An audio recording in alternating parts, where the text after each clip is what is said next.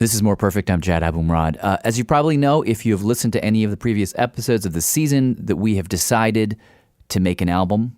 It's called 27, The Most Perfect Album. We reached out to a bunch of musicians to create songs inspired by the amendments to the U.S. Constitution, of which there are 27.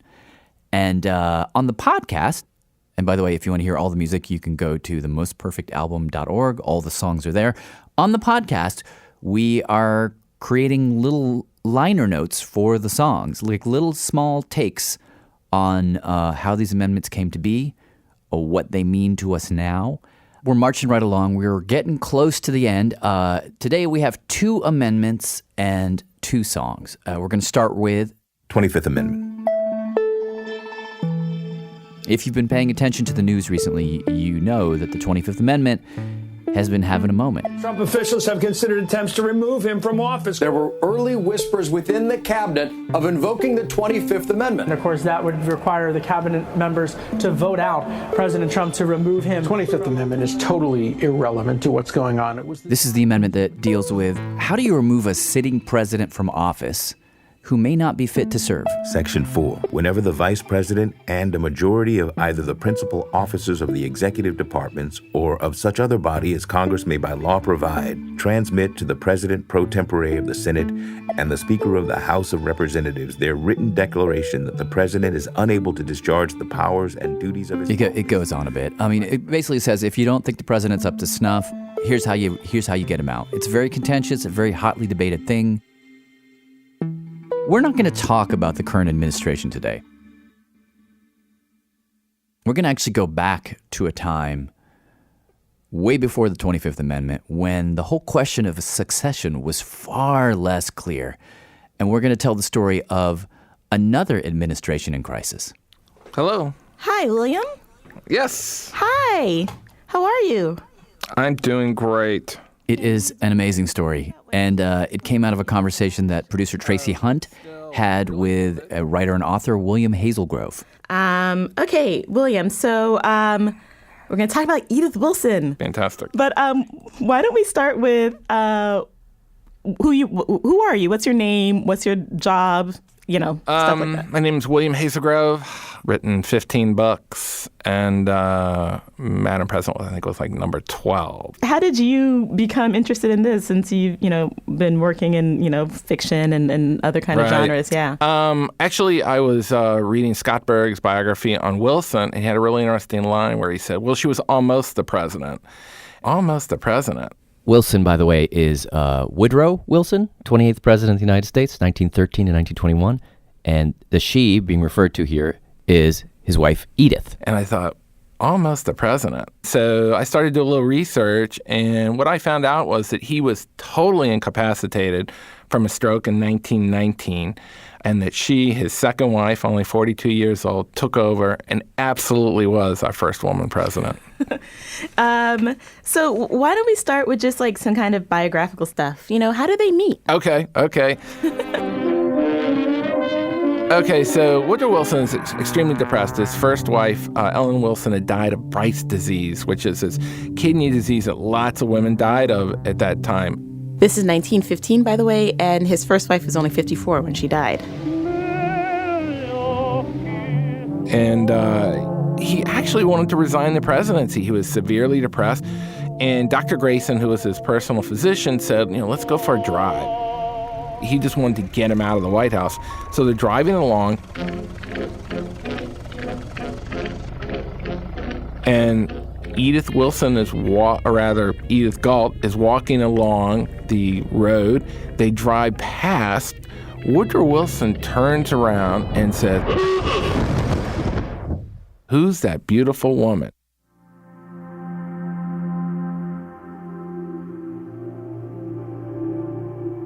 So who is Edith Galt? Well, she was born in Whiteville, Virginia. 1872? Her father was a judge, and after the Civil War, they lost all their land. Edith went off to the 2 different girls' schools. Both were bad experiences, so she only had 3 years of schooling. But her whole thing was she wanted to get out of Whiteville. Again, I understand that. I've been to Whiteville. She eventually marries a man named Norman Galt, who's a jeweler in Washington, D.C. And then Norman died, and she inherited his jewelry company. That, in fact, was not doing well at all. And everybody said, well, sell it. And this is where you get the first glimmer of Edith as a very different person. She keeps the jewelry company and makes it profitable, buys herself the first electric car in the District of Columbia, gets the first driver's license for a woman. And basically she becomes a woman about town, and she's doing very well. And then, of course, on a fateful day, Woodrow Wilson drives past and says, who's that beautiful woman?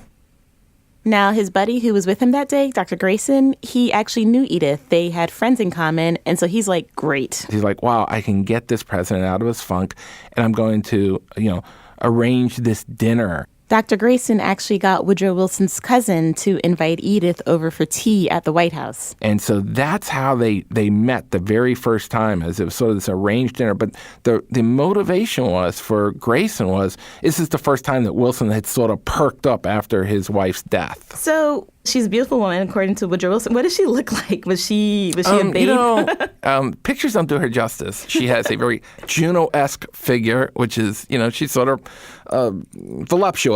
Uh-huh. And Wilson, by the way, was a very sensual man. We don't get this from history, but he was into sex. And he's 58. Uh-huh. She has a very pleasant sort of round face. But here's the thing. Edith Wilson was very quick on the draw. She had a photographic memory, and Wilson loved that. He loved women who were able to banter with him. His first wife, Ellen, could not do that. She was very cultured, very refined, an artist in her own right. But she didn't have this sort of snappy repartee that Edith had and Wilson loved. But Edith was not as taken. First of all, Edith was not looking to marry a sitting president. Yeah. She had a very good life. She had her own money. She could travel the world. She was an independent woman of her time. She had her own company. And so, the prospect of marrying this president did not really appeal to her. But how did he win her over, I guess? Well, Woodrow Wilson then started to do what he always does. He started to write lots and lots of love letters. Did you bring a copy of one of these love letters? Yeah, let me see if I can pull it up here in the old phone. I had it, and now, where'd it go? Okay. Mm-hmm. All right, here we go. You ready? Yeah. So, actually, okay. Is this like when they're still dating, or are they married by now? Yes, this is actually, this is fascinating. The Lusitania was just sunk. Quick note here, the Lusitania was an ocean liner that was attacked by a German U-boat back in 1915. Massive, massive loss of life. Something like 1,000 people died, more than 100 of them Americans. And this is actually one of the things that helped bring the U.S. into World War I. News flash. President Woodrow Wilson signed the proclamation of war against Germany. Anyhow, as the story goes, right after the Lusitania was sunk, people rush into Woodrow Wilson's office to tell him. They go, Mr. President, the Lusitania was just sunk. And he goes, what do we know? Well, things are coming. He goes, let me know. And he goes back into his study, and he's writing love letters to Edith. So this is what he wrote right after the Lusitania sunk. My darling, if ever again I have to be with you for an hour and a half with only 2 stolen glances to express my all but resistible desire to take you in my arms and smother you with kisses, I'm sure I shall crack an artery. There you go. He lays it on thick, I think. Yeah, purple prose is the word here. I've been worried all day long. Now, how did they date? Here's how they dated. It's sort of interesting. He had a big Pierce Arrow, and they would take this car way out into the country and pull the curtain. They had like Agent Starling, one Secret Service guy, and they'd basically make out in the back of the car while they're taking like these teenagers. Absolutely. You made me love you. I didn't think you'd do it. They go out and stop in fields. They recite poetry. They were a modern couple in that they would have fun. So a few months after they start dating, Woodrow really wants to marry Edith. And this is a problem for some of the people in his circle. His advisors, Colonel House, his one main advisor, did not want this to happen. He thought it'd be terrible for the 1916 election. Because, as it turns out, Woodrow Wilson actually had an affair when he was married to his first wife. He had an affair with another woman named Mary Peck. And he wrote Mary Peck a bunch of love letters, as he does everybody, okay? Right. So now when he's going to go marry Edith, his advisor, Colonel House, who doesn't want this marriage to happen, starts a rumor that these letters are going to be published. And so Wilson freaks out and sends a letter to Edith, basically saying, I had an affair. I'm sure you don't want to be with me. And it's delivered by Dr. Grayson. And so Edith sits there. She thinks about it all night long. By the morning, she says, you know what? The past is the past. Writes him back a letter. She doesn't hear from him for 3 days. And then Grayson appears at her door and says, you must come with me to the White House. They go to the White House, go up to the bedroom. Wilson is in bed. And she's like, didn't you get my letter? And he sort of nods. 3 months later, he goes, I have a confession. She says, what's that? I had your letter, but I never opened it. I couldn't bear to open it. So they opened it together. But think about that. A sitting president has gone to bed because his girlfriend is about to jilt him. So, this guy is different. Oh, my God. He's a mess. Okay. Absolutely. Absolutely. So let's fast forward a bit. So when did he start getting sick? So in 1919, all right, World War I has ended. At this point, Edith and Woodrow have been married about 4 years. And he comes home with the League of Nations to try and get it passed.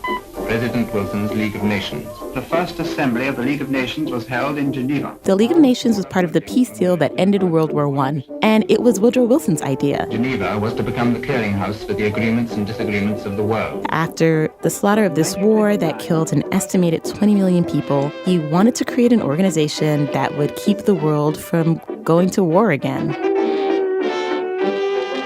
But it didn't look like Congress was going to support it.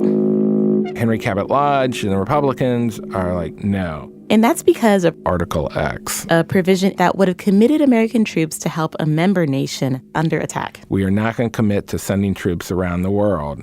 And so Wilson says, you know what? I'm going to take it to the people.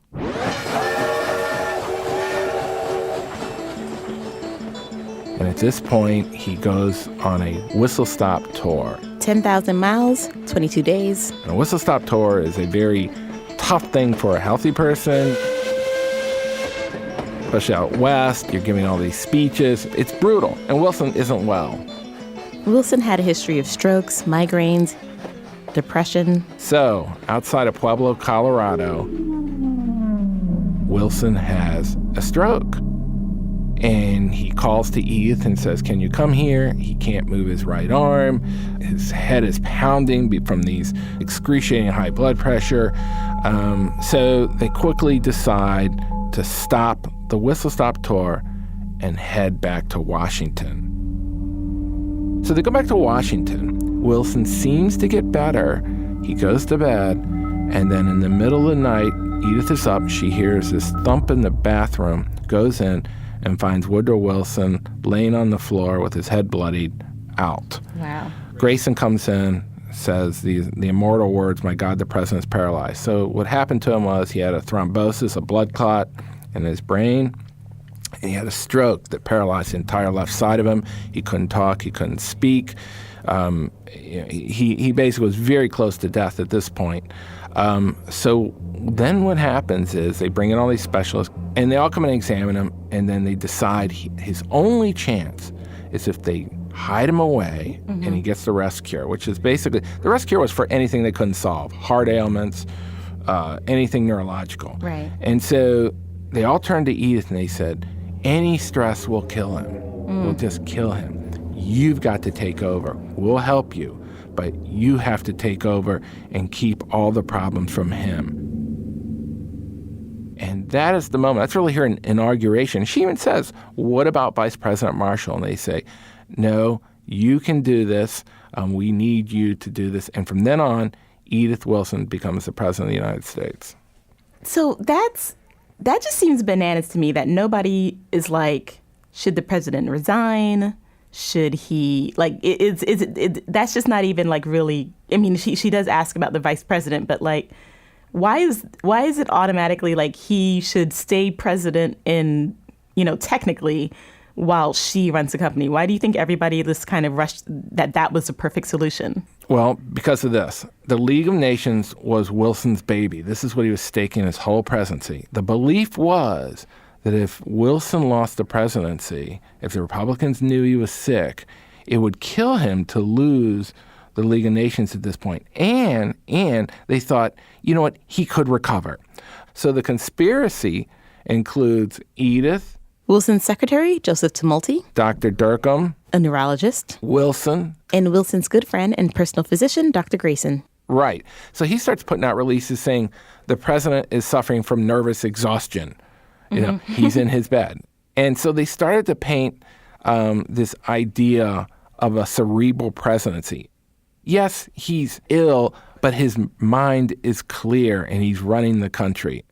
Right. And where was the vice president in all of this? Didn't he want to become president? Well, no. Here's Vice President Marshall. So Marshall likes going on speaking tours. He likes getting money that way. He's really not interested in being president. So when this happened, they didn't even tell him. In fact, they didn't tell him for 2 weeks later. But finally, some people prod him and say, you should go up and demand to see the president. So he goes to the White House, and Edith Wilson meets him at the door, and he says, I'm here to see the president. And Edith says, we'll let you know if we need you. And that was it. And he said, okay, turned around and left. Yeah, so he just he was not in some kind of House of Cards way, conspiring to take over the presidency. He was just... No, the opposite of Frank Underwood. Right. He did not want the presidency at all. So Edith Wilson is running the White House. Okay, so let's start with what happens when she assumes the presidency. Edith set up a desk outside the presidential bedroom, and she would meet cabinet members and everybody else there. And as people approached with papers to be signed, appointments to be approved. Occasionally she would go in and take things into Wilson and get his take on it, if he could talk. Otherwise, she would just write on there, the president can't deal with this. In day-to-day running, Wilson cannot participate. So Edith would a lot of times cover the appointments of people in the cabinet. She would take people who had to be ambassador. In fact, she would get laundry lists of things she had to do. It's sort of a running checklist, and this involves the state, foreign policy, cabinet appointments. There was a railroad strike that she had to handle. There was this big wheat sale to Russia that she had to deal with. And of course, the League of Nations. So if power is a river, it would flow up to the door, and then Edith would direct it away. So she governed by access. She governed by deciding what was important. Now, the question is, who's signing bills and everything else? Yeah. Well, Ike Hoover, his personal valet, said that Edith would take his hand. That would be Woodrow's hand. And move it on documents to emulate his signature. At a point, she just started signing it. But Edith Wilson had very childlike handwriting. Wilson had this very ornate, Princeton signature. And so what started coming back to people was this sort of childlike scrawl with these little circles and curlicues. The signature looked different, too. Right, exactly.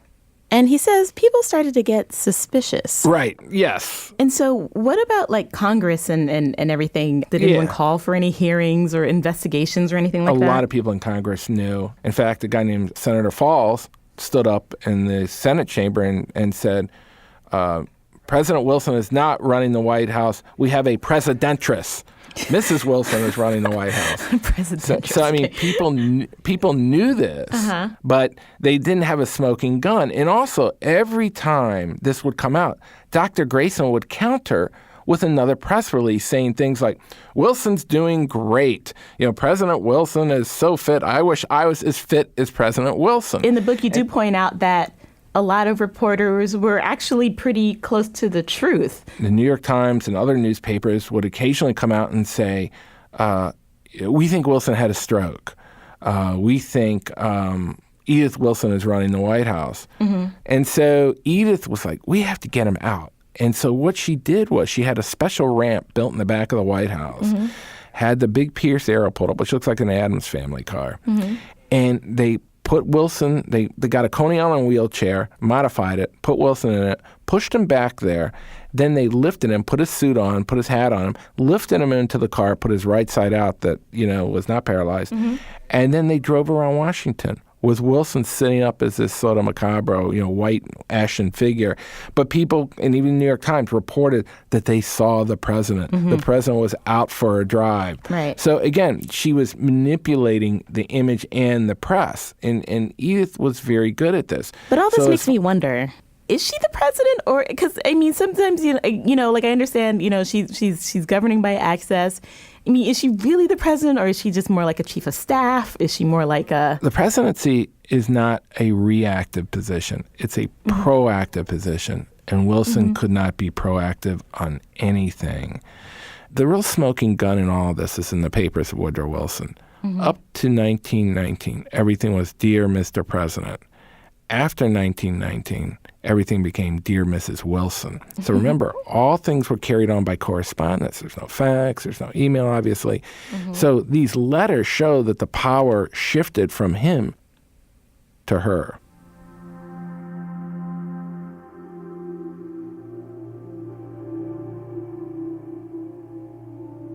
Producer Tracy Hunt from Radiolab with that liner note for the 25th Amendment. William Hazelgrove's book is called Madam President, The Secret Presidency of Edith Wilson. So you might have listened to that story and been like, seems like maybe we should kind of have a plan for all of that. Like the president has a stroke and there's no plan for what to do? Well, it turns out it would take 48 more years for us to figure this out. JFK's assassination in 1963 pushed Congress to really make things official. And on February 10th, 1967, the 25th Amendment was ratified, basically setting in stone the official succession plan. And for our purposes, for the album, The Most Perfect Album, Devendra Banhart wrote a song for us where he basically lays it out in song form. So I love it. So we're just gonna play the whole thing. 1600 Washington, D.C., that's where I am, oh no, poor me. Even though I'm at the bottom of the list, oh Lord, I never wanted this. So won't you please pay attention to the following line of succession that's been in place since the 1700s till today. It all began when the president had a sudden and total awakening that completely rearranged their state of heart. And even worse than a newly grown moral compass and a developing code of ethics, they got into art.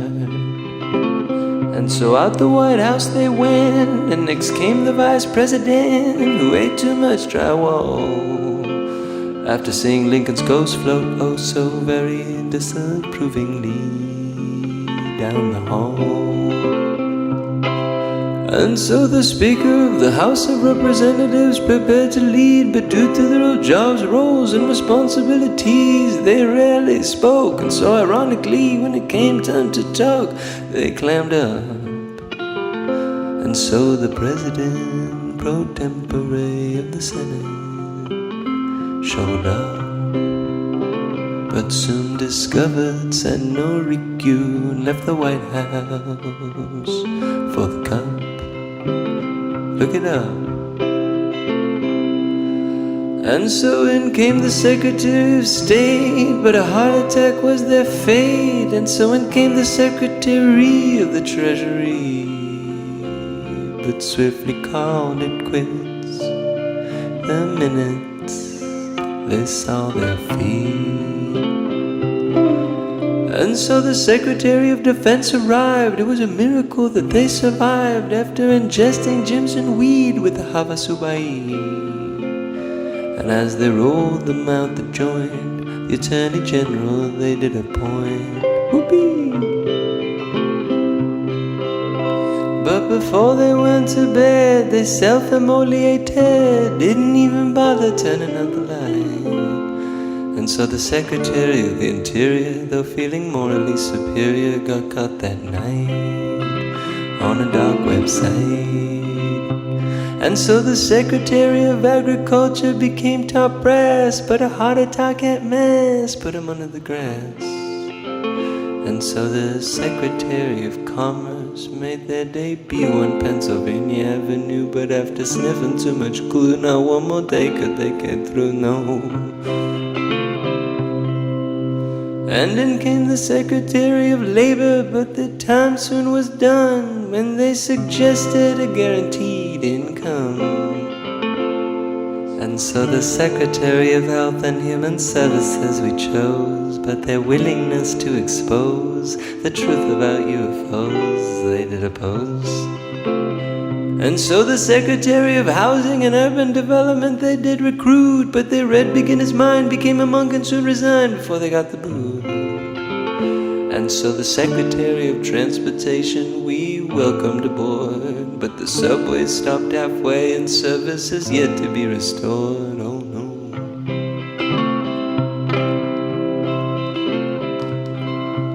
And so the Secretary of Energy we did enlist, but soon had to desist after the million scandalous tryst.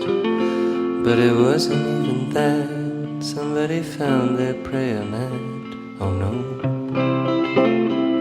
And so in came the Secretary of Education, but they showed up with a letter of resignation. And so the Secretary of Veterans Affairs became Commander-in-Chief. But the resulting HRV, that not even TMS or EMDR or CBT could relieve their hypersensitivity, and so naturally they had to go into recovery.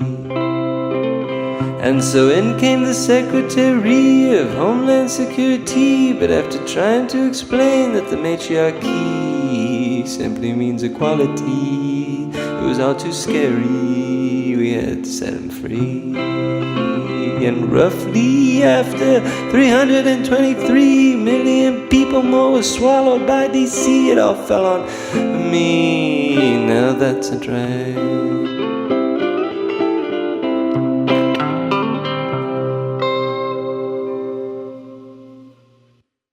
Devendra Banhart with a song for the 25th Amendment. We have a great animated music video for that song. You can watch it and read funny short essays about all the amendments and listen to all of the other songs on the album at themostperfectalbum.org.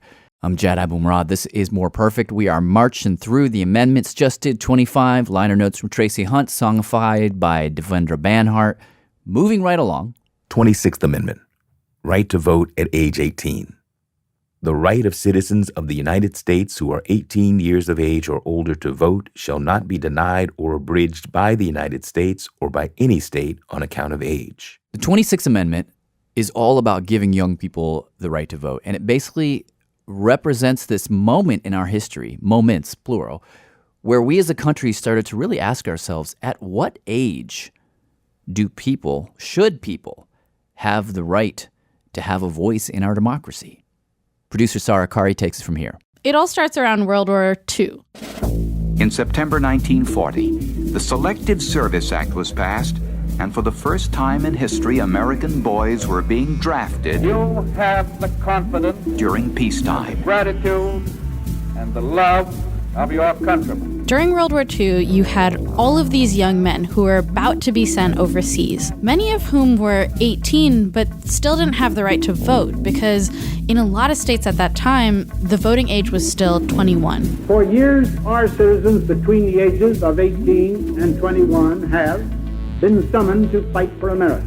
And to a lot of people, that didn't seem fair. They should participate in the political process that produces this fateful summons. But the moment where people really, really start to get mad about this is Vietnam. Thousands of demonstrators opposed to the Vietnam War assembled in the nation's capital for a mass protest. They came up with this phrase. Old enough to fight, old enough to vote. Old enough to fight at 18, die at 18, old enough to vote at 18. And so with that, appropriate that on this same day, in 1971, we are certifying the 26th Amendment to the Constitution of the United States. The 26th Amendment is ratified in just 100 days, faster than any other amendment in the Constitution. And actually, it's interesting to think about this amendment now, because some young people recently have started to feel like 18 isn't good enough. Up next, the youth vote gets a little bit younger. A group of teenagers has formed a campaign called Vote 16 USA. They want to lower the voting age to 16 in cities across the country. Hello. Hi. Hi, Alec. Is that you? Yeah, it's me. Hi, Sarah. How are you? I'm good. This is Alex Shire. And I'm from Washington, D.C. I'm 16 years old. And what kinds of things do you do, like, besides political stuff? I work at a kombucha stand. Nice. That's just at my local farmer's market. Yeah, and then I'm also a host at another neighborhood restaurant. Alec has been in the news a bit recently. The idea here is to lower D.C.'s voting age to 16. He's an activist with this organization called Vote 16 DC, which has gotten behind this bill in his hometown of Washington, D.C., to lower the voting age. After the Parkland, Florida shooting, D.C. would become the first jurisdiction to allow minors to vote for a president. And interestingly, Alec told me that same argument from the Vietnam era, Old enough to fight, old enough to vote. It's come back around, but in a new form. It was, oh no, not again, another high school. All of the school shootings that have happened. Deadly shooting at a high school in Kentucky. In Rockford. In Southern California. In Santa Fe. Littleton, Colorado. They've created that same sense that if people are dying, Newton Elementary School, they deserve to have their voices heard. I think it's really frustrating for me personally that it's taking us being shot in schools for people to be like, you know what, I'll give you the right to vote. Alec actually says that he should have that right for more basic reasons. I just think that, every 2 weeks I get a paycheck and I get taxes taken out. And you know where those tax dollars go? They go into the council members' paychecks. And the council members get to vote on budgets that include my hard-earned money. And they get to decide where that goes. Not only that, he says that young people are already behind the wheel. We're going 60 miles an hour, but you don't want us to walk into a voting booth and, click a couple of boxes and make a informed decision. We drive a car. When we go in to apply for a license, we can choose whether or not we want to be an organ donor or not. So the basic point is, if you trust us to pay taxes, you trust us to drive, you trust us to be part of the decision to donate an organ, then you should trust us to vote. But here's the thing, right?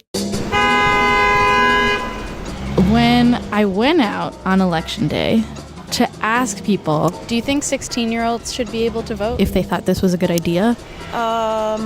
Most of them were like, no. No. I don't think so. No, I don't think so. Not at all. I don't think 16-year-olds should vote. Absolutely not. Nah. That's around the time they're getting into marijuana. Their judgment is off. No. Is that a thing that people are talking about? I even had a 16-year-old tell me that 16-year-olds shouldn't vote. There's a lot of kids who are really stupid and don't know anything about politics that are my age. And as for why, most people that I talked to, like that guy, they just had this gut feeling that 16 is really different from 18. 16, you're still a child, you're still a kid. 16 is not a grown-up. There are certain things that are wrong with that age. They might not be as informed about these issues. I'm thinking of my kids when they were 16 or my... People constantly are coming up to me after events. They look at me and they say, Alec, I trust you more to vote than me. I trust you to make a more informed decision than I trust myself.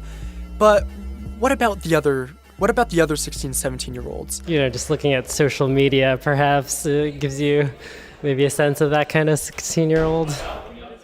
Now, to be fair, just wondering if I could ask you a quick question. Go for it. At one point, somebody did think differently. Do you think 16-year-olds should be able to vote? Oh, wow, that's a good question that I've put absolutely no thought into. Weirdly enough, that's Seth Meyers, the late-night talk show host. He was voting right where I happened to be gathering tape. What's your gut reaction? My gut reaction is you could let 16-year-old vote and we wouldn't be any worse off. Do you know you're the only person who said that? Yeah, I believe... I don't know. Now I'm starting to doubt my answer. But I'm going to stand by it. Maybe that's because that's my demo. Awesome. There we go. Take care. And as the day wore on, I actually did encounter more people who felt like... Maybe it's different now. All the musicians they're listening to are also talking about politics, and TV has politics, so maybe they're more informed. Maybe 16 today is different from 16 back in the day. I'm trying to think whether or not they would have a very strong opinion, but, with gun violence going on, they probably do. Yeah, today's most 16-year-olds are mature enough to understand what's going on, absolutely. Now, from a psychological perspective, by the time people are 16, their abilities to make thoughtful, deliberate decisions, to consult with experts when they wanted advice, that those abilities, by the time people are 16, are no worse than the abilities of adults. That's Lawrence Steinberg, professor of psychology at Temple University. He says that the research out there seems to suggest that cognitively, the average 16-year-old isn't that different from the average 18-year-old. They're both equally likely to make bad decisions. It almost sounds like it's not that adults are smarter than 16-year-olds. It's that 16-year-olds are just as stupid as adults are. I guess you could look at it that way, or let's just say that the proportion of 16-year-olds who are stupid is no greater than the proportion of adults who are stupid. If that's the case, and it really is true that the average 16-year-old today is more politically aware than 16-year-olds in the past, then it really is hard to think of a reason why they shouldn't have the ability to vote. You know, right now, 16 to 17-year-olds, me personally, I have nothing that a politician wants. You lower the voting age to 16, they actually come to us, and they're going to actually start to care about us.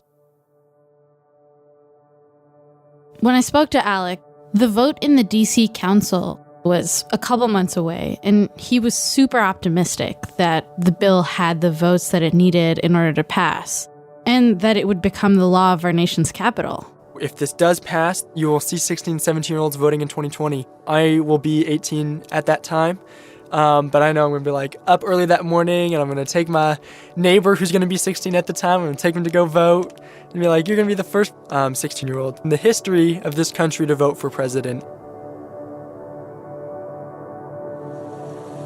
Bill 22-778, Youth Vote Amendment Act of 2018. Councilmember Allen. Thank you very much, Mr. Chairman. Finally, last week, the D.C. Council met to decide the fate of the bill. Earlier this spring, we watched incredible voices take the helm and lead our country. We saw incredible voices talk about gun violence. We saw incredible voices talk about action. We saw incredible voices lead a national conversation that the adults had not done. What we saw were young people stepping up to lead. And those young people were, in many cases, 16 and 17-year-olds. That was Councilmember Charles Allen, who opened with that statement in support of the bill. But after him, another council member spoke. Mr. Evans. Jack Evans. Mr. Chairman, again, there is significant unreadiness on behalf of some of the council members, majority of the council members. So I'm going to make a motion to table this bill at this time. He proposed a motion to basically kill the bill. There's a motion before us to table the bill. A motion to table is not debatable. The 13 council members then voted on whether or not to table the bill, and... Yes. Councilmember Bonds votes yes. Councilmember Che? Yes. Councilmember Che votes yes. Councilmember Evans? Yes. Councilmember Evans votes yes. Councilmember Gray? No. Councilmember Gray votes no. Councilmember Grasso? Councilmember Grasso votes no. To make a long story short... No. Councilmember Allen votes no. Mr. Chairman, there are 7 yeses and 6 noes. The measure is tabled. So for the moment, 16-year-olds are not going to be voting in Washington, D.C. in 2020. But that's just for the moment. Producer Sarah Kari with that liner note for the 26th Amendment. The song that came attached to it on the album is from a Philadelphia band called Suburban Living.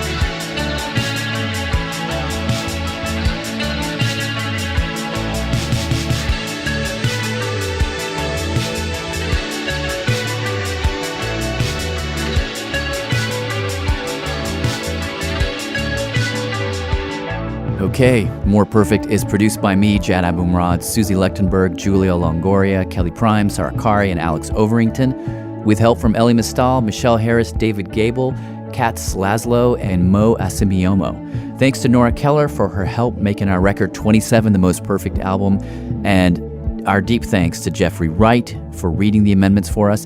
You can listen to all the songs and read short, funny episodes about all the amendments and watch that video of Devendra Banhart singing a song for the 25th at themostperfectalbum.org. I'm Jad Abumrad. Thanks for listening.